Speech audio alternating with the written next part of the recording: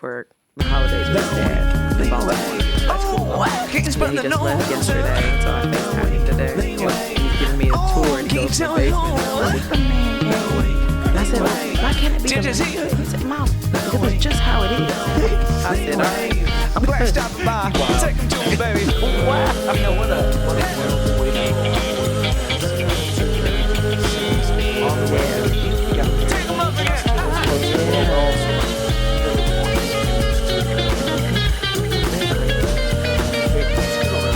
I sure can. Which is my right.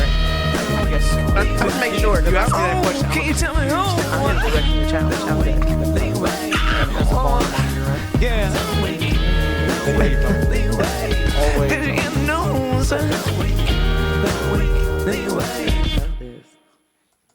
Miss Lauren Eylise, what is going on? Oh, you know, jamming, trying to stay alive. Damn straight. My friend, for years in my mind, you have been an absolute icon in our city. Oh. So thank you for everything you do. You are a bad motherfucker. Thank you. I received that. I really do. When we were listening to the album yesterday, This Is Personal. When did that come up? Oh my gosh. It's what, 4 years ago next year? Okay. I dropped it December 4th, 2020 in the middle of a pandemic.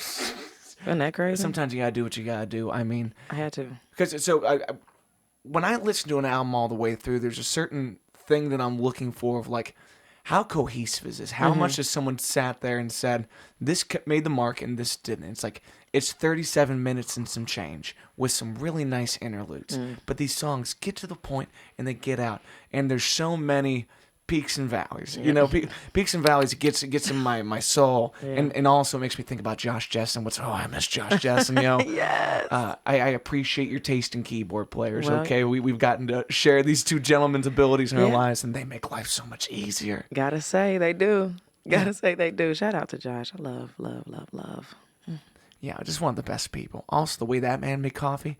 Oh, he was a fucking mad scientist about that A shit. connoisseur. Yes, dude, more than a connoisseur. It's like, I'm going to have one cup and it's going to be the best fucking moment of my day. Absolutely. And I'm like, I'd like 3 of those. Like, come on, Josh. Let me get high. Come on, let me get a little more. Exactly, man. I'm trying to buzz. Come on, man. When you did that video for the Tiny Desk submission, was that your regular band, or was this kind of like a rearrangement of the song? That was pretty much the band. In its full form? In its fullest form. So, like, when I go live, I can do anything like as small as like a duo, clearly, or solo. But we can get as big as like 11 piece. Yeah. And I grab horn players or singers and just try to bring that vision alive in that way and piece the band together in that way. But for that video, I knew that, as you have heard, because you heard Peaks and Valleys, the choir, that was my voice stacked like 25 times. That's what I was wondering when I was listening to that. It's like, I love the sound of a choir, but I also love the way that one person's voice can just mend together. Absolutely. And I had a great team on it. Mia Carruthers and Adam Plyman, shout out Gwen Sound.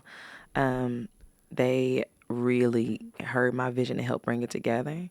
And Adam he is also a mad scientist with sound. Like, he's like, turn this way. Now sing it from this corner. And I'm doing all these different voices. And I'm going up. And it is perhaps arguably the single-handedly my most proud moment in music, like creating a choir. and did you feel that pride when you stepped away, or was it during the moment as you kind of felt it culminating? That's a great question. I think both in different ways. Yeah. Because, like, the unique thing about, I'll say Peaks and Valleys specifically, but that album, Peaks and Valleys, I was going through that thing while I was recording the song. The song took me about 3 years to write-ish. I knew I had the concept. I knew I had the title. I just found out I was pregnant when I was living in New York. And it was a stressful time. Yeah. Just trying to figure out, what am I going to do? Am I giving up on my dreams, et cetera, et cetera. And fast forward, it became, I guess, I don't know, a mantra. We're going to continue to have peaks and valleys. And I was in a valley when I was recording it. So the first take was the take we took. It was just so, did I do it a few more times? Sure. But we were like, Yeah. It was so raw. I cried. I think if you pay attention, you might hear me cry at the end. Like that, the ending, that last note was more of a release, you know? So I'll say I was proud for both. Like, I was proud in that moment, but also when I listen to that shit back, that choir hits. Oh yeah. I'm like, ooh. But what a cool thing if you were able to take that session and just solo that vocal and talk about who that person is, Lauren to Lauren, and Yeah. how that connection goes on. So how long did you live in New York? I was there for about 2.5 years. I was Cool. living a good life, and whoop. Well, it's one of those places where stars go to be made or stars go to be found. And there's a huge compromise with the idea of coming back home, but also, even if you moved home because it's time for your family to begin and for a new chapter, so many people left the city during 2020. And I think that really did a good thing for art in general to redistribute folks who have that iconic nature, folks who have this drive to be something epic of themselves, to be in their real homes, because that thing does have a feedback loop. That's deep. When we're talking about players especially, I think about the value that we all have, and when we have musicians that are capable of fulfilling the sounds and kind of leading the bands that we want to lead, you need the personnel for that, and you need for them to be busy enough to live a happy, healthy life on their own. So for someone like the beautiful Dev Marvelous, who the other day, like, I knew I was like, I'm going to have 2 glasses of wine at Lowe's, then I'm going over to see Lauren, I'm going to have a great fucking time. Yeah. And then your band is just everyone I wanted to see that night, but I had no idea that I was ready for it. Yeah. So I'm a huge Matt Lewis fan. Absolutely. That's my boy. And Dev Marvelous, just like, these are people that need to have enough folks in the community that want to see their fullest value and bring Absolutely. them into it, because one project wouldn't be enough for them, and not creatively, not financially, not just in the time that can be spent. Absolutely. So you coming home does more for our community than you being there. Yeah. When I think you can do a lot in New York City, you can make big waves there, but for the people that can immediately step up because you are raising the bar here, it's a blessing that you came home for whatever reason. I'm grateful to hear that. And I do think, New York, I always say, Cincinnati raised me, but New York made me. I really do. I love that city. But it was the experiences that I had there, alone, grinding, snowstorms, navigating life as a young woman, as a young artist. Yeah. And I still carry a lot of those lessons with me. And I try my best to kind of share that light with those that I am blessed to play with. Like, as you probably know, like, it's not just about you being able to play well, to like hop into a band and help bring a vision alive. There has to be like a synergy. Like, there has to be a feel. I always call it the feel. There has to be a feel. You got to know me. And I think those guys, they're my core band and have been for a bit now. But I won't substitute somebody in unless you have the feel. You could be the best player ever, but if you lack that ability to feel the song and translate it, we're not gonna be able to rock. Yeah. When you also need to be able to direct people without looking like you're directing people. Like, one thing that I really liked about seeing you in your element at Ghost Baby, which, what a beautiful club for folks like yourself that are capable of taking that room to the next level. Like without the entertainment going on, it's a concrete slab with some curtains, and I'm fine with that too. But the way that you would call for what you wanted from the band, and it would happen, and it wasn't like you're forcing this. It's like this thing just ebbs and flows as you steer the rudder, and then the band makes it happen. Yeah. It's a good vibe. It's just a good vibe. I think each of those musicians, they carry a feel, and they get my feel, and together we make feels. Yeah. That's really it. Like, Make people sob. Okay. yeah. I might make you cry, might make you laugh, might make you dance, but the point is you're moved. And I think that's one of music's most powerful effect. You really have the power to move people. You can move them to do things that are productive. You can move them to do things that are destructive. It's a very intense power to hold that I personally don't take lightly. And I think I enter songwriting mindfully in that way. I don't, for my own style, I don't want things to come off preachy, or like, terribly written. There's a way, that's what makes you a songwriter, right? You're able to communicate something well, and catchy and the way you feel it. But when I go into a song, I'm always very mindful about like, what am I saying? Like how is the person listening to this? What are they going to leave with? I don't want you leaving, uninspired, I should say, or inspired to do something destructive. I really want to inspire people to just, I don't know, do something better, be better, make a move and do it mindfully, or whatever the goal is in the song I'm writing. But I have a lot of awareness in my songwriting. I take it very seriously, like what my music is going to inspire you to do. Yeah. Because I think that's a lot to have on your hands.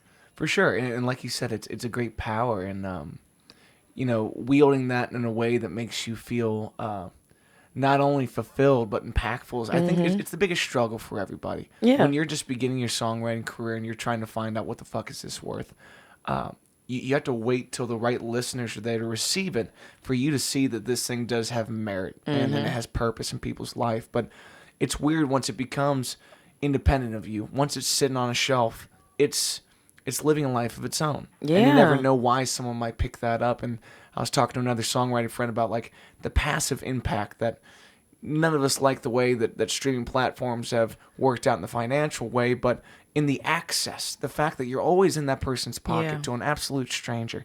They saw you for 5 minutes while they were walking out, and they said, I'm going to put that album on. And they find the song that they need in that moment. You become this unintentional soundtrack to the life they're living. Like, this is a dirty caveat. I'm driving with my wife yesterday. We're listening to this album. I'd never heard Devour Me. And I got a hand on her leg. I'm like, honey, Man. honey, hold the wheel. I'm not well. Okay, I'm not doing good. But it's not like these things are one dimensional. You never know when and why it's gonna hit. But when it does, it is the life that they live on their own. It's a really weird thing. I think that's what I love most about music. It's crazy that you would say that because I feel like I've said those exact words. I love the fact that the song lives on its own. Like, I'm just the vessel. Like, then it's its own thing. And when people ask me, like, oh, your favorite artist, we could talk about that, but we really need to talk about are my favorite songs and why. Because it could be one song that makes me list somebody like, yeah, they're one of my top artists because of that one song. Yes. So I love that. I love that a song has the power to just exist as its own entity. It's crazy when you think about it. And I also am trying to tune more into the idea that like songs aren't necessarily you. You are the vessel for them. They are a piece of your experience. But if you didn't write it, someone else would. And that's the hard thing about it. It's like it makes us feel a little unoriginal at times, but it's also that's the beauty of humanity. Two people living different lives can come to the same musical conclusion, and then this thing then starts to claim its place in the world. Yeah. I've been having a bit of a writer's rut with just like, I recently stopped smoking weed, and I was really bummed out to find out that a lot of my personal process was the freedom of not second guessing while I'm in motion, and trying to get to a place where a sober mind is unjudging of the self, that I can get these things out. It's been frustrating, I get it. I'm in a rut as well. I'm blaming burnout. I just, music can, for me, full-time musician, it becomes a job, right? And mama been tired. It's like, gotta go. And it's just left me like uninspired. Or maybe that's not the proper word. Maybe I'm just too tired to figure it out. But I decided to show myself some grace because I'm a Virgo rising, okay? I'm a Pisces sun, so I'm just going with the flow. Word. But that Virgo in me, I'm always combating myself like, I'm going to chill and be creative and just go with the flow. And another part of me is like, nah, we're going to write all this shit down in this planner. We're going to get a plan. Let's get a plan. So I'm kind of just surrendering to the wave of things right now. And when the song comes to me, it'll come to me. Yeah. I'm just not going to be too crazy about it. Well, and you've spent a lifetime crafting the ability to do so. Sometimes amidst the chaos of just keeping up with yourself, whether it's, when you are full-time, like I was talking to a gentleman the other day. I was listening to a set up at the Blind Lemon. I never heard this guy, and I was just fucking moved by his songs, and I loved it. And he told me he waits tables. And it's like sometimes when you don't make this the end all be all of fulfilling your financial needs, you can go home after a long day of work and you're excited to pick that up. But when you've been singing all night, it's really hard to go home and say, I want to play with that idea again. You know, there's a little bit of an issue there. Yeah. So I'm working on it. I'm trying, but I also feel like this is a necessary part of the journey. Yeah. You know what I mean? Like, I didn't know that the shit I went through then was going to be a part of, you know, creating the works that I have created that I'm so proud of and that are able to exist so beautifully and freely and autonomously as they do. So I'm trying not to judge this moment, right? Like, okay, this is a moment. How do I feel? Yeah. Let it be, and when it comes, it comes. Because I do believe it's going to play an integral part in how I create what comes next. Absolutely. And I think finding other interests outside of the music do inevitably influence the music. Yeah. Like, so are you a sommelier? That's so crazy you said that. I was about to tell you that. Well, I always watching you drinking beautiful wines on the gram. I'm like, she's got class. I do. You're such an icon, Lauren. My palate is a very bougie palate. I do enjoy the finer wines in life. Come on, every once in a while you gotta slap the bag. You just gotta go get that box of wine. You Got Hey, I will say box wine is no well, there are some box wines I can mess with, but generally I love wine. So I am in wine school. I've passed my WSET level 1 and 2 with merit. Go girl. Congrats, get it. And I'm preparing for my level 3. I've rescheduled that exam like 3 times because it's gonna be difficult. It's a blind tasting, essay, all this shit. Yeah. But I enjoy it. Like, for me, it's comparable to songwriting. Like, tasting the wine, assessing the wine, the color, the finish, all those different nuances and the tasting notes. It's no different than me sitting at that mic like, I'm gonna try this harmony instead. You know, like it's the same tomato for me. It helps sharpen my edge in each capacity as well. So, but I feel like especially something like wine, like with anything that you love, when you start to get quantitative and you make it a science, you know, when you start to get down to this note's flat and this note's sharp and you dig too far, sometimes it loses the sex appeal. Has studying wine this much brought you further away from the love of just what it is, or are you way deeper entrenched? Oh no, it's brought me closer, honestly, because it's just like the more you know, the more you grow. But it's like, I don't know, it's just always something new to experience or learn, and that intrigues me. Like, I thoroughly enjoy that. So I'm all in it. I really love it. I would pay top dollar for a ticket to go see Miss Lauren Eylise at Memorial Hall with a wine tasting that paired by song of what you're going to do. Could you imagine? Because that sounds lit. You got coffee beans in the middle of the table. She says, okay, for song number 3, you're going to reach for glass number 3. What I'm hoping you experience right now in the palate and the mind is going to be something that has a soothing autumn tone with the dryness that keeps you reaching for more. I'm gonna give you some credit when I bring that to life, because just give me a half off would go to ticket, that. because I'll still pay an expensive ticket. Just give me half off. Charge those other guys. I got you. That would be an incredible experience. Hell yeah. And all the ways that you've done a wonderful job of choosing what to and what not to do in this town. Mm-hmm. Where I think that's the hardest part for all of us artists. I'm someone that's trying to play 4 or 5 nights a week right now. It's how I make my living. And also, it's how I stay sane to some extent. If I can't play for people, I'm going to make my wife fucking listen. And she's happy to listen a lot of the time, but she does want to go to bed at some point. Yeah. I'm like, baby, listen to this chord again. She's like, please. Enough is enough. She's like, the cat will listen. Just go outside. Just get in the That living is room. hilarious. She's my queen. She's very understanding. But when I'm like, can I play that song for you again? She's like, sure, baby. You know, like I can feel the enthusiasm Right. waning. Like it's just drifting out at sea now.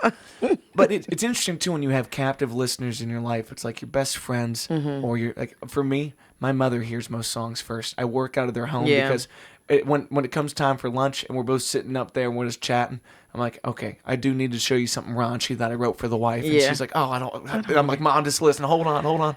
Pretend like I'm not your son. Isn't this? It's hot. You know? Yeah, I'm really stingy with my music. I have a very, I'm oddly very anti-share until it gets to a point, I guess. Like, I don't even show my manager really, like, I feel like I just kind of start bringing her into the fold, like the demos and things like that. I'm very intense about that. I like closed sessions. I don't like people in the studio with me. I really don't like, now, am I interested in doing more co-writing with people and collaboration in that vein? Sure. Because I think that brings out a plethora of opportunity to just grow and expand and get some groovy shit out. But generally, my creative process is very personal. It is very personal. And I think now that I'm talking about it out loud and hearing myself, I think that's why, because it is so personal. And I'm going through a lot in one song. Like, for me, I am not, and never have been, and maybe I never will be, the kind of artist who can make a song just to make a song. Or make a song, oh, this is the trend right now. Every Afrobeats, everybody's on it. You need to do this. As a songwriter, I get it, and I can, in that vein. But that's not the kind of artist I am. Like, my shit is very personal. It comes from real experiences or observations. So when I sit down and write about that shit, I just got to be alone. Like, hey, y'all chill. You can hear it later. Well, one thing I want to ask, like, especially in like your New York experience, you're someone that your confidence and your ability to do it the way you want to does not seem to waver. And on a human level, we all have moments of doubt and insecurity, but also just opening up to the other side of maybe not. Is that part of that songwriting process, is kind of opening up to this may not be the kind of hit that a Peaks and Valleys is? It may not be ready to be seen because that is the goal? I think so. To our earlier point, like, these songs are like, it sounded so crazy sometimes I talk about these songs. They're like little beings, right? And you got to let your baby be what your baby's going to be. Like, my son, like, it's you, baby. Like, you are going to grow. Am I a part of bringing you up? Absolutely. Is your father a part? This entire village we've built? Sure. But you are going to be who you're going to be, and I'm going to accept it, and I'm going to love it. Yeah. And I feel that way about music, too. Like, this song is going to be what it's going to be. It might be a hit. It might not. It might. How many tracks do you know off, like, some of your favorite albums that most people wouldn't know, like some of your favorite artists? Totally. Like some of the B-sides that made it for you. You know what I mean? Yeah. Like, but it's my favorite song. Like, this shit was fire. It's the best song on the album, and it's not, a very hitty song. You just got to let that rock. Let it live. I've never had this thought before, but you just kind of triggered it for me. Where, like, you don't let everyone hold your baby. You just don't let everybody hold your baby. Someone might drop your baby. Absolutely. and in the real. early stage with these demos, you show it to somebody, and their reaction might taint where the process is going. Absolutely. And there's a certain group of people where it's like, when you need space from your child, when you need space from your song, you can put it in the hands of someone you trust. Yes. And know that's being nurtured further. Yes. That's taking and it's steps. right timing. Because most people don't know what the hell they're talking about. Let's just put that out there. And I don't mean like in a objective, we're going to talk about music way. I mean, as an artist, nobody else can tell you about what the hell you're writing about. They just don't know what they're talking about. They just don't. There's no way they could, because it's your experience. Where did that come from? What's that buzz about? 1 second. Okay, I got something weird going on in your mic. My bad. All right. God damn. I'm going to unplug that really quick. Okay. Very still. My apologies.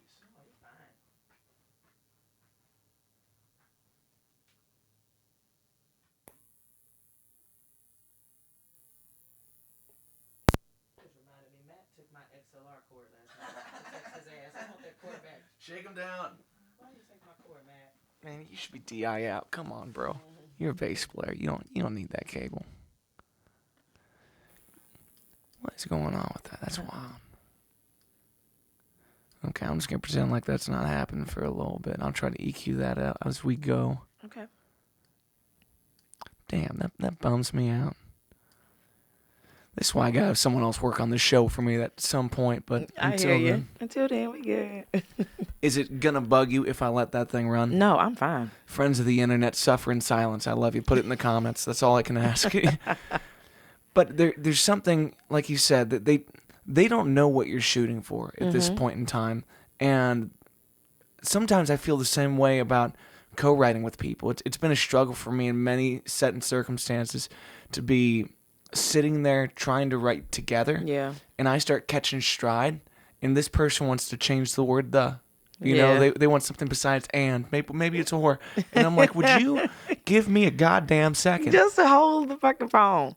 And when the antenna starts to pick up signal, you know, when you are catching something that is not you, it's just coming through the vessel, it's really hard to be caught in the middle of that. Yeah. It's just a frustration. For sure. I think with it, so we talk about, for me, like music is such an energetic exchange, right? And I don't want to overthink it, right? Because sometimes you can get together and it's just a vibe. And next thing you know, you got a hit. Yeah. It is great. But generally, I approach it that way because it is an energetic exchange. And the energy got to be right.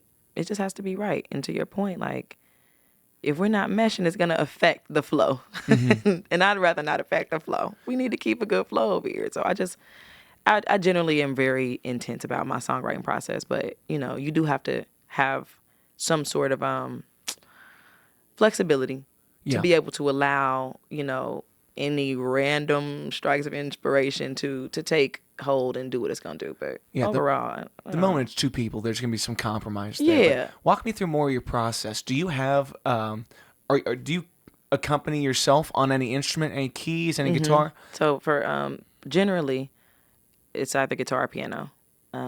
A great deal of the songs on This Is Personal were started on guitar. And I was just like, go out solo and do like acoustic sets and test them out. And then from there, we get in the studio. I'm a big fan of live instrumentation. I do have like a great deal of dope as like producers who like make beats and shit that send it to me. Shout out Tony Spokes. Tony Spokes is amazing. He produced Cry. Very nice, very nice. But Who's Ty? Who's on This Is Personal? Ty, hey Ty. So had some nice stuff on there. She's a wonderful poet that I heard, and I just felt like, you know, Devour Me needed that. It was something. It was hot. Some of my favorite artists, like I love when a woman will speak autonomously and freely about sex. I just put that out there. I thoroughly enjoy that as a angle for songwriting. But I think it's the way that it's done, right? I don't, there's no shade to everybody. Everybody can do what they want to do. But I think there's something to be said when it's done with some finesse, you know? Go for it. But give me something, right? So like Jill Scott. Jill, her pen is impeccable. But the way Jill talks about sex is just so dope. So that I love doing that. I think more women should, especially in different genres, right? We see it a lot in rap, clearly. Yeah. And it can be very, you know, what is the word I'm looking for? Overt. But like, there's some really great vulgarity that's happened in the last couple years Yeah. that people, you know, it's almost like shock rock in a way, where it's like to have some of the hardest hitters in the game, like Cardi and whatnot, come out with songs where you're gonna say something that I wasn't ready for, and you're gonna make it so tasteful that I'm gonna need to sing it back to you at some point. Yeah, and that's there. I want. That's a natural part of life. That just is what it is. I know, you know, everybody do go, oh, don't speak on this, whatever. Like, no, everybody's having sex. Let's do it. Let's talk about it. I think there's some great music. We all baby making music, I like to call it. But I have a great deal of respect for writers who can just do it in a way that I think is just very, I don't want to use the word tasteful because that's not what I'm looking for. It's just artistically put, like, make me think about something, like write a song, you know? Yeah. I think for me, a song it's a story. We're storytelling. So tell me a story. Tell me a good story. I like that. Like, don't just give me the deets. Paint the picture, you know? Give me some metaphors. Give me some... Well, yeah, give me something that makes me, it needs to be more visceral, especially when you're talking about something like sex that has, it has a place in all of our lives, like you're saying. Exactly. And I don't want to generalize too much, but I feel like a lot of times in songwriting, when you hear men talk about sex, it's in the pursuit of sex. Yes. Versus most of the time, when we're talking about the heterosexual side of things, women are holding the cards. Okay, that's the one who's choosing. So musically speaking, a woman has an opportunity to speak about sex in retrospect of knowing what is there to be had, but also what happens, what actually is the honesty in that. Versus again, men, it's like it's more the pursuit versus now that we have more of an open lens in music, we're seeing how much people do crave this, especially I think young women that, maybe they're just starting to approach that aspect of their life and they want to hear their favorite artists speak honestly about that. It's like, the exploration of such. I love Devour Me for that reason. I feel like that was very much a woman. I always talk about my songs as like a woman, like it's not me. Yeah. But maybe it's not me. I don't know. My point is a woman in pursuit of a very specific sexual experience. Yeah. And I was towning on that track. It goes so hard, and it not only does it paint a picture, but it's like you're not ready to accept what the picture just was. You're riding the whole experience. Absolutely. That's why I really enjoy in a song is if it demands your attention the whole way through, and that song really does have that. I think also the organic instrumentation of it that you have throughout the whole album. It's like that's the type of babe making music that I'm familiar with. That I love. It's like. That's like the Curtis Mayfields of the world, where it's like you've never heard a man talk to the way that he was talking to you on like Superfly and whatnot. Yeah, and we were talking about that earlier, like with the album itself, like it is a story. It's a journey. Like even starting with Joyriding, that was very intentional to start with a track that was just me and my guitar. Could we have produced that out and made it funky? And I might do it in the future. I don't know. Like, cause it's very cool with the live band. It's groovy. You want to go on a little road trip with Bay. It could vibe. Yeah. But for the purpose of that album, this is personal. I wanted it to start very intentionally. Like it is very personal. I really don't give a damn what any of you expect from me, because people hear you, they want to put you in a box. Like, oh, you need to. You know what? You need to do like a Summer Walker track. No, I actually don't. Actually, Summer Walker's doing a Summer Walker track. Yeah. You need to do like, that SZA, like that SZA vibe. And actually, I don't. SZA's got that vibe. Yeah. This is very personal. And I started with me and my guitar, bopping around New York. And this is how I'm going to start this album. And then to have it evolve, I wanted it to just kind of build. Which I think it did. It kind of gains sonic weight as you go through it. Absolutely. One thing I really loved about starting just guitars, there's no definitive, downbeat. And until the vocal comes in, you kind of don't know how exactly to groove. So it makes you wait till this voice comes in and starts to introduce you to what's really going on here. Yeah. So a beautiful choice. I thought it was a little, lure it in. I loved it. And I love that song. I remember writing that song. I was in love, but like the beginning of love, like when you get those butterflies, and it was just like, I remember thinking to myself, like, I would love to stay here for a minute. Like, this is a great view.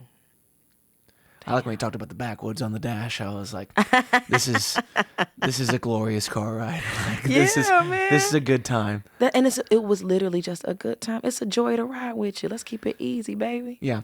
Also, I love when, so many times we take the key word of the song and we make it the title. I like that I had you never say joy riding in the song. So it's just enough to make it like, put us in the action with the title, but let it be a little bit different than what we're actually doing here, because it keeps you going back and reading and just trying to cement what this is in your mind. I love that. Oh, so thank you for sharing that. One thing I also really loved about the album, and this is hearing more about your musical background and how you accompany yourself kind of explains this in some ways, but I'd like to hear who you first took it from. The way that you end phrases is extremely percussive. It's the notes don't trail. You know when you're getting off and you're leaving space very intentionally every time. Sometimes it's just these single notes that you're going off with, but sometimes it's I've been holding it out and I'm going to take this from you. Has that always been like a percussive choice of yours? That's a great question. I think yes. It really comes down to, and I know I'm going to lean on this, and this is a horse I will just ride into the sunset. It's the feel. I really don't approach too much. I would say maybe 60-40, maybe. Most of how I approach songwriting is feeling based. There is that 40% where like I know I'm coming in. I want to have, like, for example, Overdose. I knew that I wanted that track to give me. It was very Rufus, right, for me. And specifically, it was Please Pardon Me. I love that song. My dad played that shit nonstop, and it just the vibe to that shit. They make you feel like you're in the room with them when they're playing it, and that's what I wanted for Overdose. So there are times where I come in like, this is what I want it to feel like, But most of the time, I'm just approaching, at least vocally, everything based off feeling for the most part. So if it happened, it just felt good for real. Yeah. Well, I like these moments where you're kind of walking us between your normal vocal stylings, for what I know, and rapping, and also just being poetic. Really just speaking, but knowing that you're holding the card of, I can keep you here or I can take this. And it almost made me wonder if you had ever sat down at a drum kit, or if you had ever gone in and done your own programming for things, because it really did feel like just this intentionally danceable aspect of the music. It was so funny is like the drums is I'm terrible. I said, I generally, I might be able to pick something up and figure it out and doodle and get something out of it. Yeah. The kit is the one thing I sat in and I was like, what the hell? I give up. Like, my body is not built for it. Yeah. But I have a great deal of demos, and that's like my alone time to kind of like evolve what I'm thinking on, where, I go in, do a little, just to map things out, see how I feel about it. Because I like, pardon me, to my point, I'm the Virgo in me. Once I enter the room with musicians or production, I want to make sure I know what I want. I'm open to change, and like there were many times in the album where it's like, oh, Lauren, how do you feel about this? Let's do this. I'm like, oh, hell yeah, let's do it, But generally, I like to go in knowing exactly what I want, and that's where life kind of interferes with, that part of it, because so often as a woman, especially a Black woman in music, it's your voice goes unheard. That's just it sucks. It's the reality of it. But I wanted to make sure I knew what I wanted to hear before I even entered the room. And sometimes people don't even mean to do it intentionally. But that's just, patriarchy. It still exists. So, and I've been in like the rooms with female producers, and they say something and nobody listens. It's like nobody, it's like a fly on the wall. And then a man says the exact same thing, and it makes the track. And it's just a really weird space to be in. So I have to, that's just me. I'm going to enter that room knowing that this is what I want, y'all. That's my tone generally. Yeah. I've had to become that way. Well, I can definitely understand saying that you've had to become that way because you saw the issue and you addressed the issue and you took control of what was going to be the outcome of this moving forward. But I think that comes back to this unwavering confidence that you present yourself with. It's like, in some ways it's intimidating, in other ways it's alluring. It's just like part of your character is something that when you walk in a room, people turn their head and they give you more than the time of the day. They're dying to know what's next. It's just it's part of the person you've curated yourself to be, and not only you should be immensely proud of that, but in talking about that, you remind people that it is something that they can grasp in their own life, and you bring that kind of lesson with a whole lot of life lived to get to that lesson. But every way that you share it is so important for folks. Oh, I received that. Thank you for that. Fuck yeah. I just, Also, that dress you wore when you were playing the other night, I was like, she owns the fucking room.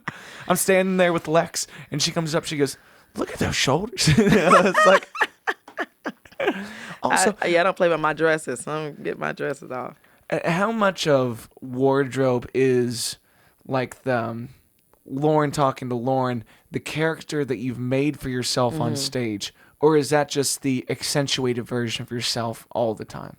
Oh no, I think that is definitely it's such a great question because I've spoken with people about this, right? Um, I'm me all the time. That is just that. I don't really know how to be anything else.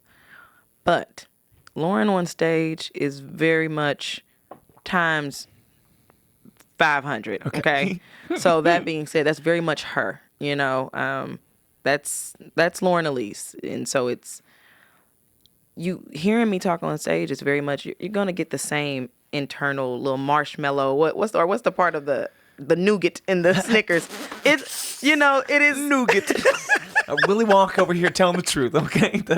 It's me. You're gonna get me. Like I'm not making that up. Like that's just my vibe. But it is like OD. That's like big bourbon. Yeah. You know what I mean? That's times 500. So from the wardrobe to my interaction with people, that it is showmanship.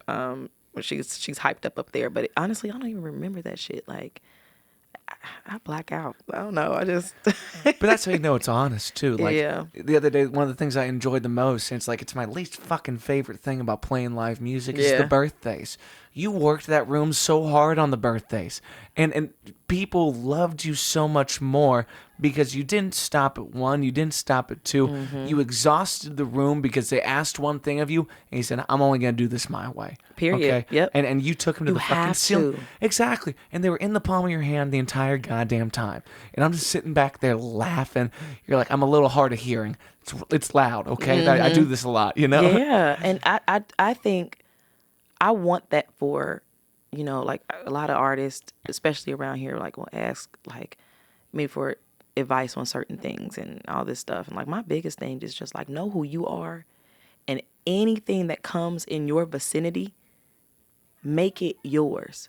Don't try to do what I'm doing on stage, because we're going to notice that, right? Yeah. Don't get on stage talking, oh, my bourbon, bring me bourbon, and trying to do the same shtick with the birthday, because you're copying. Yeah. Don't copy. What do you like? What do you enjoy? You do that. Some people might get up there and not sing happy birthday at all. Like, fuck it. And I fuck with you. Yeah. You have to, and I think it goes back to your point, like that confidence I think people see in me. That's just about knowing Lauren. Mm-hmm. That is just, when I first started out in this game, I said, I don't want to create this brand that's based off of anything but who I am. And every time I change, it'll change with me. Because the last thing I want to do is get in a table with a damn label and have somebody sitting across from me and tell me who I am. That's crazy as hell to me. It still gives me chills. Mm-hmm. It still gives me chills, and I've been in those situations. I have had the craziest of contracts. I've been in some really wild situations, and I walked out whole because I held my hand going in there like, this ain't gonna rock. I may have missed out on some money, may have missed out on some fame, but I didn't miss out on me. Yeah. And I think I know that's a big conversation I'm having, but it's a small one too. That's a conversation you have with yourself when you walk into Ghost Baby, when you walk into Nostalgia, when you walk into Low Spark, anywhere. You keep it consistent. You do it at the smallest of gigs, so when you get on the biggest of stages, you don't compromise. Yeah. You got to be able to show up for yourself. You bring up Nostalgia. Do you know my man T Nava? No. Keyboard player, works with Anderson .Paak, Cincinnati guy. Mm-mm. Okay, next time he's in town, I'm dying to go see this guy. But yeah. I when any musician comes from our scene, I want to make the conscious effort to claim them as one of our proudest achievements, even if they don't want to make this their home. It's right. like we need to sing the praises of folks that outgrow our community in some ways, because what they can bring back to us is so you can't find it anywhere else. Absolutely. Yeah, I agree. And a guy like that who's out here crushing it as part of Anderson .Paak's band, but also has his own great content. Mm-hmm. And last time he was in town, I think he was playing at Nostalgia, or maybe they moved around or something like that. But that seems like a room as well that's trying to curate the whole value of our artistic community being understood and appreciated and taken a part of by our listening community. It's absolutely. Like, you got patrons, give them something that's as close to home and as good as possible. Yeah. We want the folks in these neighborhoods to claim Cincinnati artists as part of their history too. You know, that's the thing that's going to be different from us to LA and to New York and to Nashville. When you go to those cities, people say, "Oh, you know them? They came from LA." You know them? They're Nashville band. And it's like at this point in my life, I'm tired of people not claiming their home here. Yeah, I agree. And I'm tired of the listeners around here not knowing how much they have to take stake in themselves. Lauren Eylise is from here. Have you heard this? Show it to the fucking world and tell them, that's why I love my city. You know? Yeah, I agree. Because you see it on me. They would say it in New York all the time, like, you're not from here. It was so funny. It was really the guys who were like, you're not from here, are you? You're real nice. And I said, it's a Midwest. It's just my Midwest twang. Yeah, it's my spirit. Yeah, I'm not from here. It's real. And the more that we can, in the same way that you're talking about yourself on stage, the way that you take your character to 500, it's like, let's take the Cincinnati to 500 so the world can understand that we're not something to fuck with, we're something to love. Absolutely. This dirty little river's putting something in our water and it's working. Something in it. Okay, and speaking of, you want some Weller? I would love some Weller. Let's turn the corner. Let's do this. You know I'm a bourbon gal. No shit. Is Weller a bourbon or is it a whiskey? Yeah, it's technically a whiskey, but you know, hey, tomato. I ain't judging. I love this glass too. These came from my grandparents' place at church. Oh, cheers. I got this as a wedding gift, and my wife was like, I want no part of that, Dewey. And I was like, nice, it's for me. Oh, Seth, thank you again, brother. This shit slaps. Ooh. It's so smooth. Wow. Damn. You know, I recently played a gig at Party Source. They put a spot called the Merchants Club in the back of there. And it's like a very swanky cocktail bar. Oh. And they've been going through hell trying to get a liquor license because the front of the store sits in Newport and the back sits in Bellevue. Or maybe that's flip-flopped. Yeah. And everybody wants that tax money. So they're putting them through hell. But it's like, I like the idea of going to Party Source and stopping in the back for a classy drink. Because they're going to have things like that opened and available.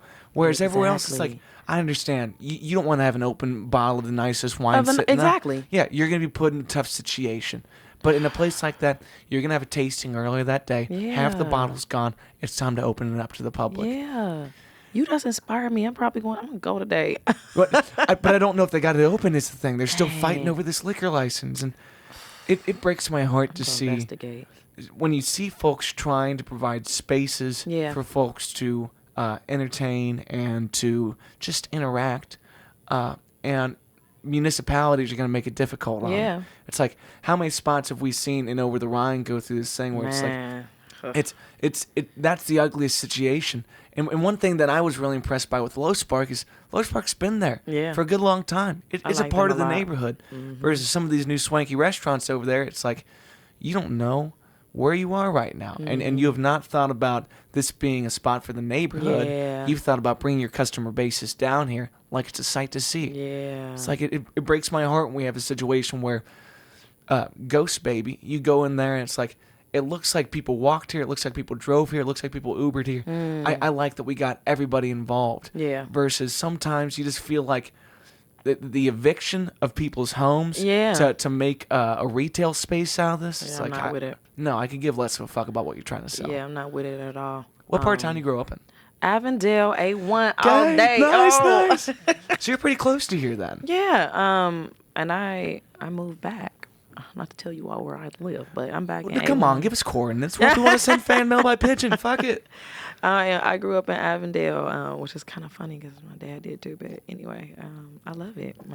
That's all I got to say about A1 all day. Yeah. Y'all know. Well, I grew up in this little village, Evendale. It's like, just when I play shows around here, like the only place to play, there's a putt-putt course down the street, a mini golf course. Putt-putt's trademarked, my bad.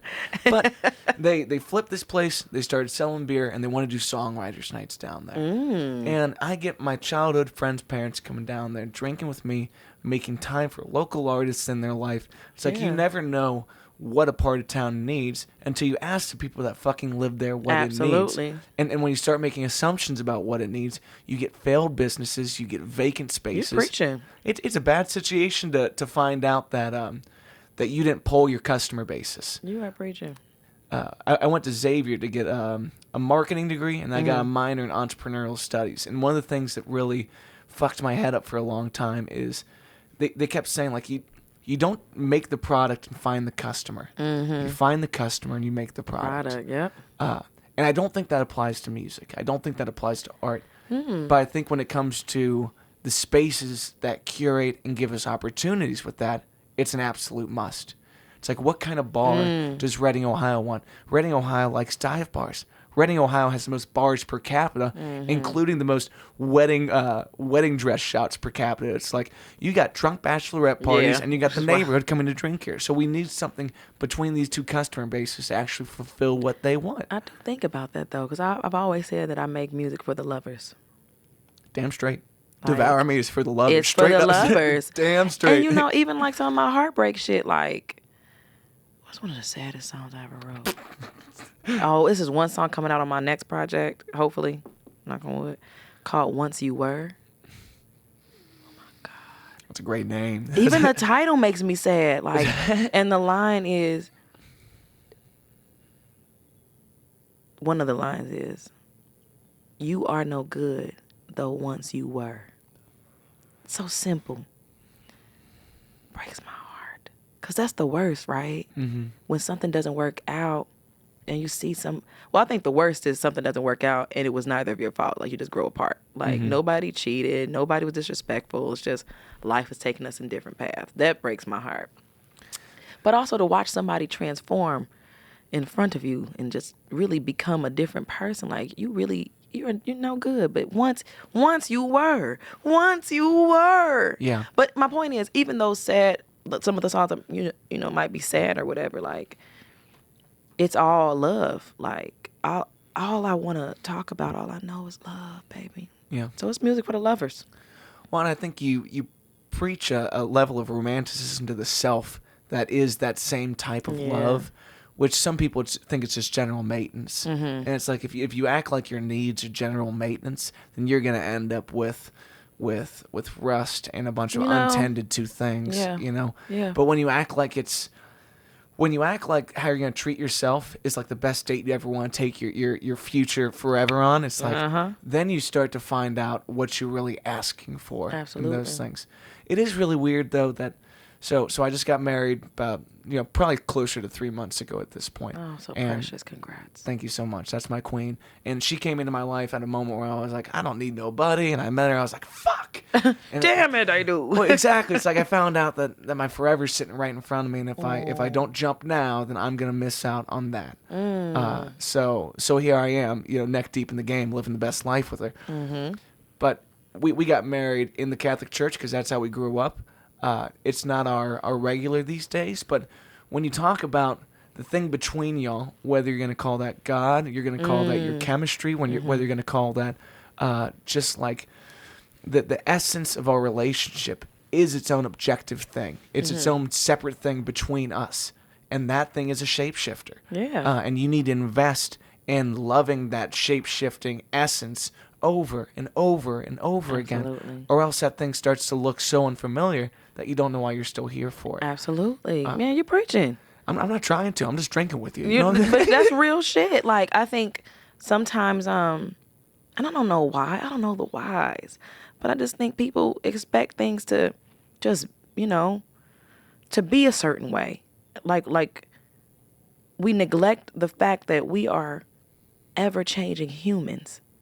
Like, you're not going to stay the same. She's not going to stay the same. The point is you're invested in staying with each other and supporting each other as you grow. And supporting the union as it grows and evolves. And shit should change, right? Yeah. Let's talk about it. Growth. The thing is not staying the same. It's a process. Like, this little bitty ass plant is going to grow to a big plant, and eventually that plant will die, and then that life cycle continues in another way. Yeah. We should change. Healthily, hopefully. Yeah. You know what I mean? In a positive direction, hopefully, but change is good. And you saying that really gave me the visual, like, when a plant gets to a certain extent, it can either stagnate and it can push its roots up against the boundaries of that pot. It can tangle up in itself. And sometimes contentness, being comfortable with what is enough is an important thing. But at this point in my relationship, it's like I've been repotted with another plant. And now we got more space to grow together, but we're intertwining. So I got to relearn what my roots are and how that's gonna. I love that analogy because I'm a plant girl. You got so sappy for a second. I did because I'm thinking about Big Mama. She's my big bird of paradise. Yeah. And she's going through some things right now, and I'm like, do I need to repot her? But I also think I just wasn't watering her enough. But I love plants is my point. It takes a real empath to crush the plants game because you can't ask. It's like your pet. You can't ask it what's wrong. But when your dog looks at you like that, you're like, something's fucking wrong. Something's wrong. Yeah, but unless you really watch your plant, you may not know that's been neglected. I bet your plants do well with you singing in the room with them. First of all, my plants love me. I talk to them. I water them. I say, hi, baby. They all have names. And I speak to them. I say, hey, Big Mama, how you doing today? El Boogie, what you doing, girl? Lil Boogie, what is Lil Boogie? Flora. Okay, yes. Flora. I named one of my plants Flora because her vines finally reached to the flora. And she's my oldest plant, and I have to trim her. And they're both the same length now, Flora and El Boogie. And that reminds me every day, like, baby, you might have to trim the damn vines. You might have to cut some leaves, but you can still thrive. Don't hang on to the dead damn vines just because they look cute and they're long. They're not getting any water down there. It's sucking all the energy out of your plant. Like the living pieces of the plant are not getting the nutrients they need because you're trying to nurture the dead parts. Yeah. Trim it. I love my plants. They teach me things every day. Yeah. Well, and what a great. I miss them now. I don't know what that's about. I was like, my plants out there will. You're gonna be rolling around with your car, having to dash. You have one of those little propagators, whatever. It's like shit spilling every time you turn. People are like, this lady's crazy. She's not selling them. She's keeping them with her. She's keeping a crazy plant lady. But there's so many things in this life that feel like growth, and then you find out that it's time to shed layers that are no longer serving you, and that's a weird thing, especially when it's people. It is. It is very weird. It doesn't feel good all the time. And I think the most uncomfortable part for me is when I don't know it. Like something's awry and I can feel it and I see the effects. Like maybe I'm not being productive or maybe I'm always angry with someone or whatever the situation, and I'm clinging to that expired and or dead situation or person. And I'm not aware though, I feel like that's two heartbreaks in its own way, like the feeling it. And then when you have the awareness, like, oh, damn, I got to let this go. Yeah. But it's a great moment too, because then that ushers in the grieving process. Yeah. You can mourn it, take however long you need, and then you can just grow through it. That's beautiful. When you are living life, having different experiences come and go, are you always playing catch with potential lines and things like that and concepts? And yes. How do you kind of receive and categorize these things? Oh, my God. Just the deep voice memos, or you're a notes person? I'm a notes person. Okay. So I'm a writer. Literally, I like to write. I never go into the studio with writing this here. I always come with paper. I have so many journals. You would think if you saw how many songwriting journals I have, this girl is really crazy. I don't throw them out. Good. I've kept them all my life. And I fill up every page, and I go back. If I see I have blank pages later, I make sure I'm writing in every one. And I have... Now you're just OCD. Now you're crazy. I'm crazy. I have hundreds of songwriting books, and I need the pen to hit the paper. It's intense. But I will write ideas here. I want to read you something. Let's see. I do random shit. It's the most random line. I'll be driving it's not even anything amazing. I would be a fool to believe you. Wrote it down. Why would I write that down? Well, I just needed something to cling to. My point? Yeah, you're getting in your feels over there. Lauren, if you see me just going. But it helps me later because I'm always on the go. I really am. Between motherhood, my career, my other career, being a daughter, all these things. I'm always on the go. And I will admit, it's been very difficult to, I had a way of doing things before I had a son. I still haven't quite figured all of this out. I would sit and write for hours before I became a mother. I mean, my whole day. Can't do it, y'all. I'm writing today. And would literally be in my room all day writing, making demos, order some food, whatever. Yeah.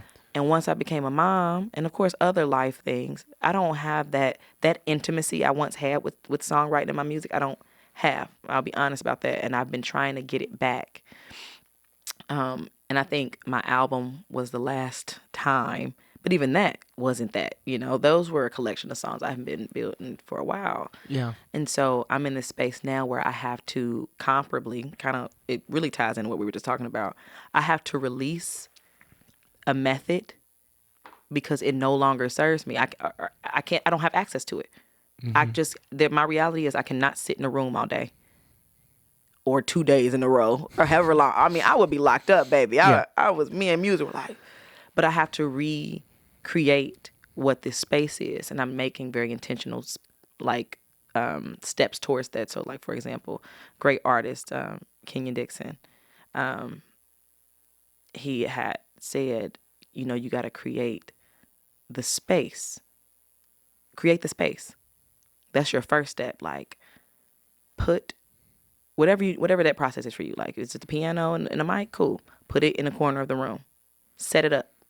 Have your setup there consistently in your house. Mm-hmm.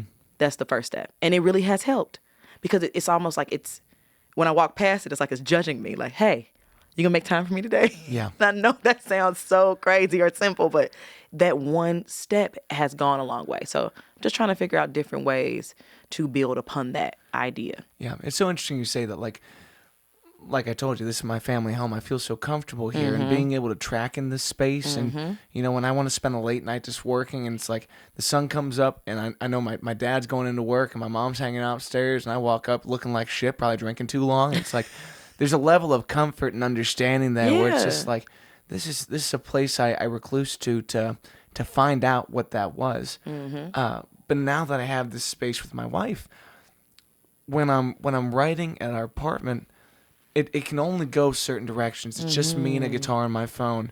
Versus here, there's so many ways of getting caught up in the process, the method, that it's nice to have privacy from each other in that. And they're both very intimate spaces of finding out what the song wants. One thing I wanted to ask you, though, so you have folks that they're very intimate parts of your team, and with you taking your overall essence to the world and what you do. Does your son spill back to you parts of your music and parts of, just like the honesty in your life? Or is he also right outside that bubble of the music? Like, has this been the one person that's made in that?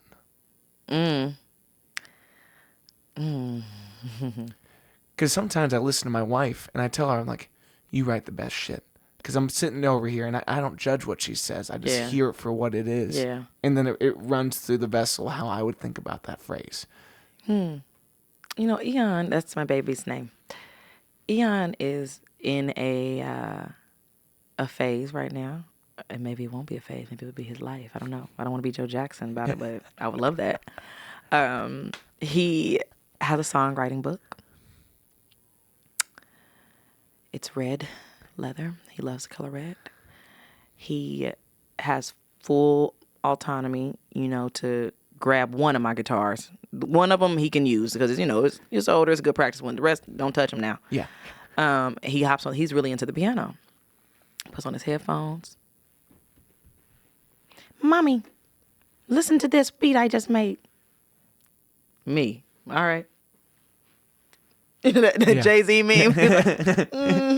Standing behind a young Yee. You hear me? I'm like, proud of you, youngster. And what I do? Play that again, E. All right.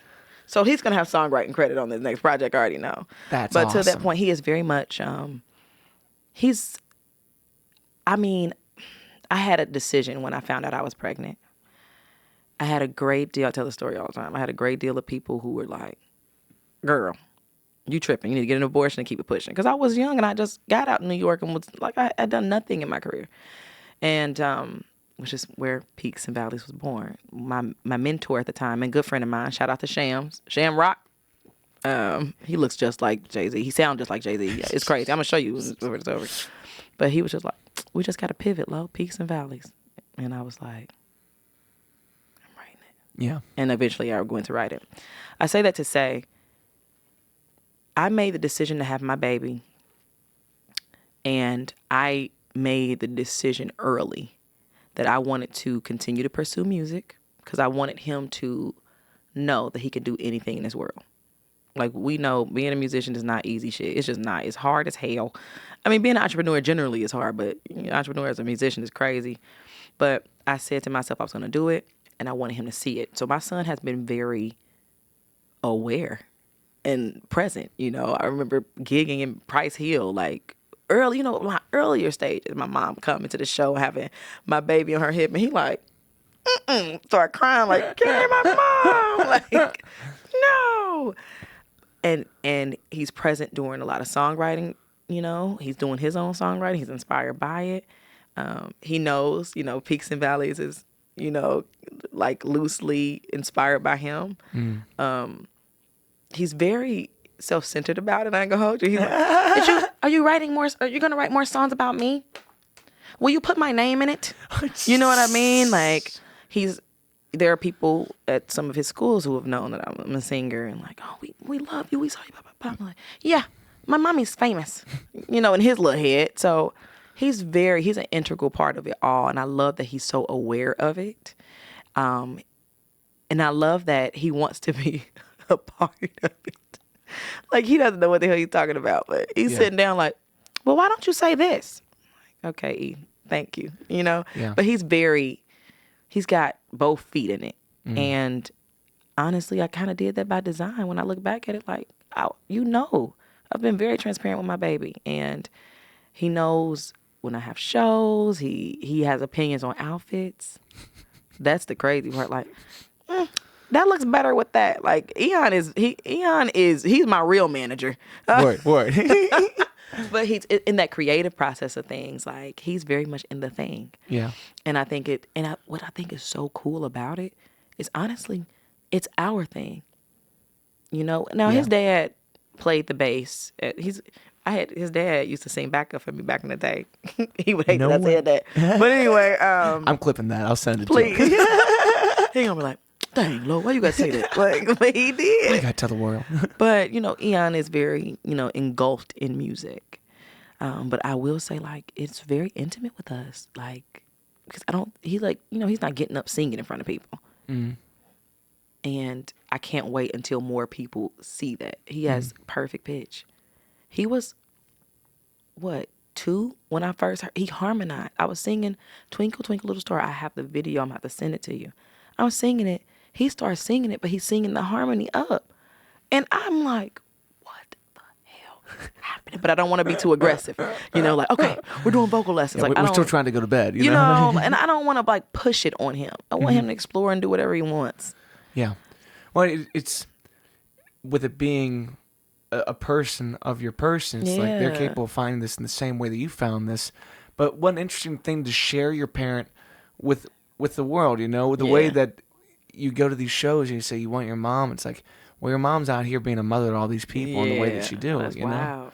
It's a tough part of the thing to have your loved ones know this side of you that is a tormented but loving songwriter, and then to watch you go bleed for these people, and to know what it does to you on good and bad days. Sometimes they want to protect you from something you've subjected yourself to. And that's bizarre in and of itself. So the more that your child can grow and see that in you, it might turn him away from it, or it might turn him more gung-ho. Exactly. And what a fascinating thing just to be able to sit back and watch. If you don't poke and prod, then you just learn.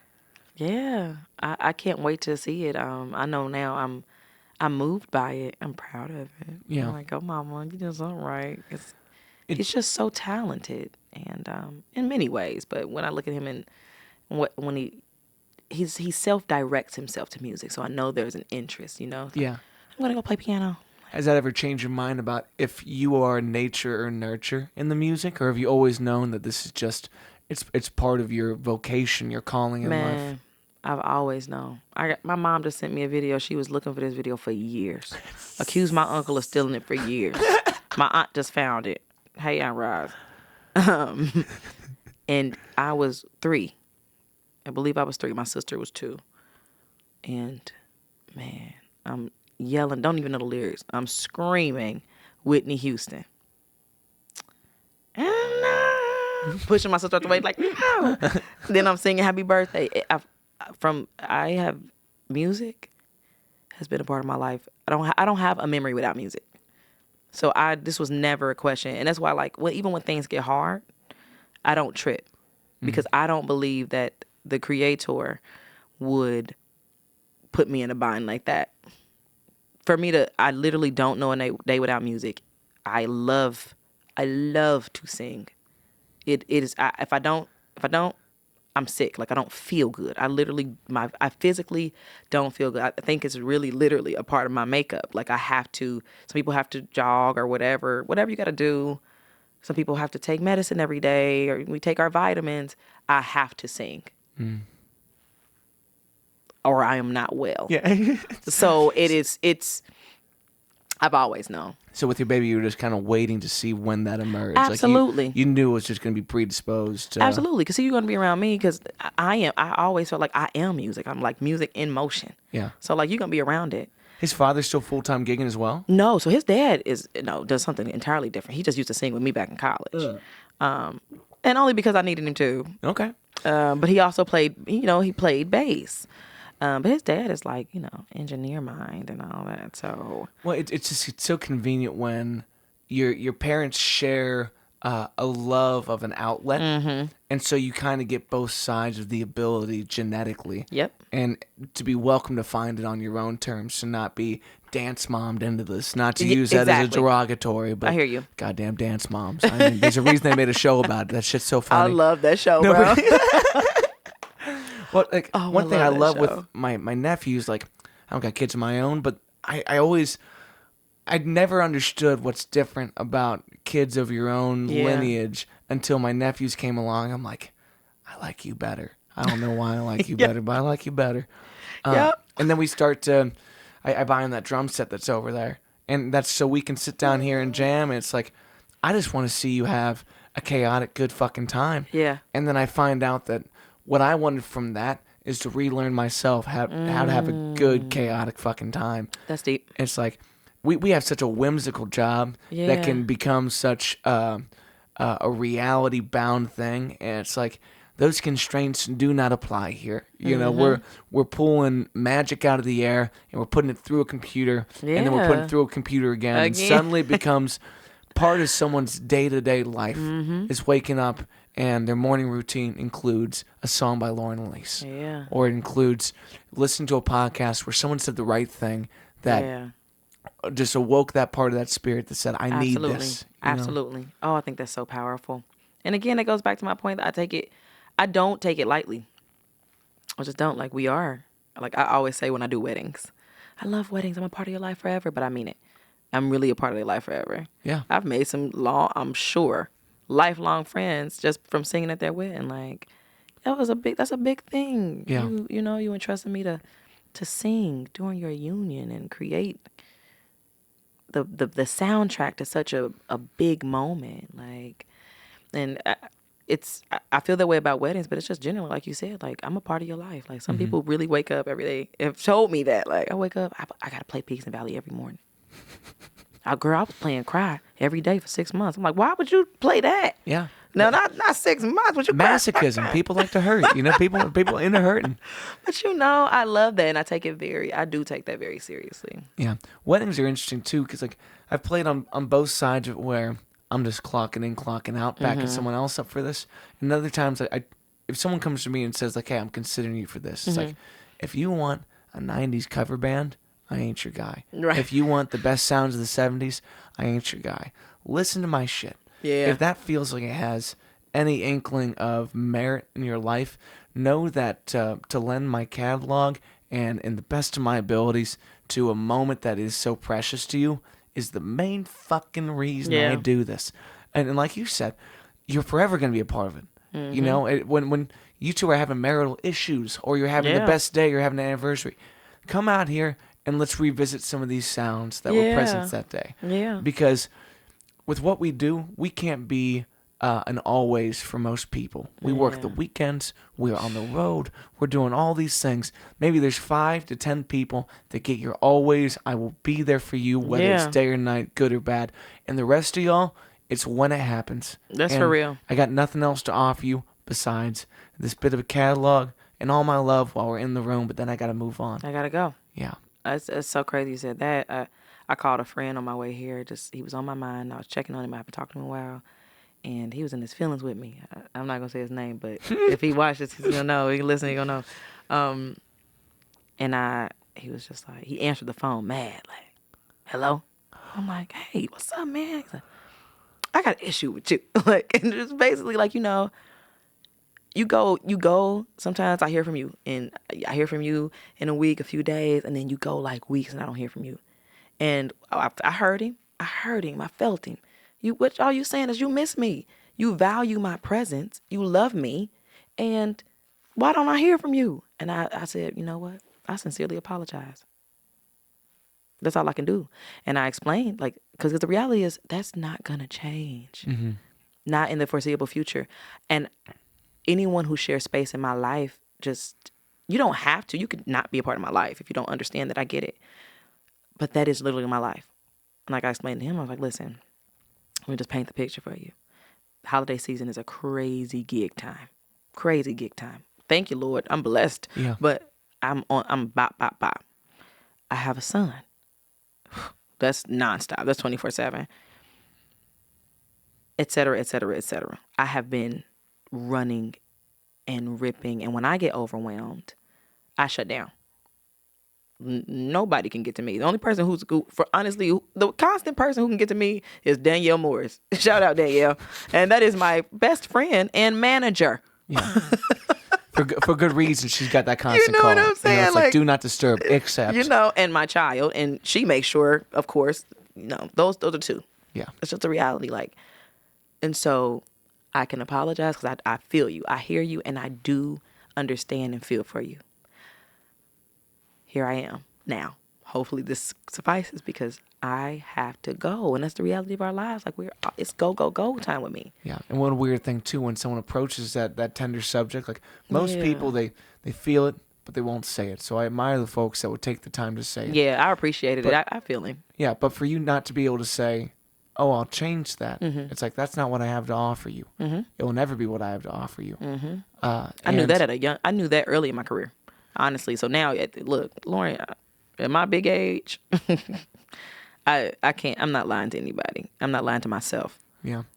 This is the life I signed up for, and to be a part of my life, this is the life you signed up for too. Honestly, because I'm not stopping until I win it. Yeah. I'm telling you, I got some things that I want to achieve, and that cost us. It does cost us sometimes. It has cost me some relationships, yeah. And Yeah. it probably will continue to, but I think also, if we're all being honest, the things that you want from other people are what you really want from yourself. So get the juice from the squeeze, It's Baby. like, if you had a good time at my show, revisit that memory. Come out to another one if you Yeah. can. But I don't got more time on my break to give you. yeah. I ain't going to see you outside of this. So get what you need to get while you can. Man. And go back to doing you at the best of your ability. Absolutely. I also, speaking to that point, I've always felt really insecure. I still battle with this, but I just make the choice I need to make about like just setting boundaries. They're necessary. But even in, what we do, like I don't have it, y'all. I don't have it. And it's not me being rude or trying to be dismissive or a diva. It's literally my little 150-pound self. I don't have it after standing in my heels for 2 hours and singing and going to come out and talk. I don't want to talk. I want to go home. Yeah. Or You I did all want to your sit in the talking. back and just breathe for a minute. Like, I think that Lauren they see on stage, she's a good time, and you want to hang, you want to talk, you want to party, but like I'm a human ass being, Yeah. and I'm exhausted after shows. I know I may not look it, I know I carry it well, but I am tired, and I'm overwhelmed because there's so many layers to this. As you know, it's not just you have the layer of singing and getting in that vulnerable emotional space to explore certain songs, but you also have the layer of managing a full band. And like I always say, I got mouths to feed. My band are my babies. They more babies. I know they grown. They gonna look at me like, Lauren, we ain't babies, but they know. But still, you look at people that serve you and you serve them back, and you know what Yes. you're obligated to do. Absolutely. And you know what you're not obligated to do. Absolutely. And I take it very seriously. It is my name on the marquee. It is my responsibility to make sure that y'all are taken care of, you're comfortable, bop, bop, bop. And I try to do that to the best of my abilities. And it's just tough when there are expectations of you, whether they're your friends, whether it's fans, or whether it's, business. There are expectations that you just can't meet. Mm-hmm. Like I said, I'm sorry, but Yeah. I'm going to be unavailable sometimes. Well, as we start to wrap this up, this episode's probably going to drop towards the end of January. Oh, Is there yay. anything that you want to promote? Well, of course, continue to stream This Is Personal. Yes. I think as independent artists, the real version of things is you put out a project and you push that thing. At least the kind of artist I am. Like, I'm not that girl who's gonna be dropping singles for y'all every. No. I put a lot of time and money into a very well done project. I'm gonna run it down. The vinyl, I'm grateful for the support. I mean, I have sold out. It's great. But I say that to say, continue to stream that because I don't know when new music will come. Mm-hmm. However, I do have some things planned for the top of the year. I will be releasing some new music.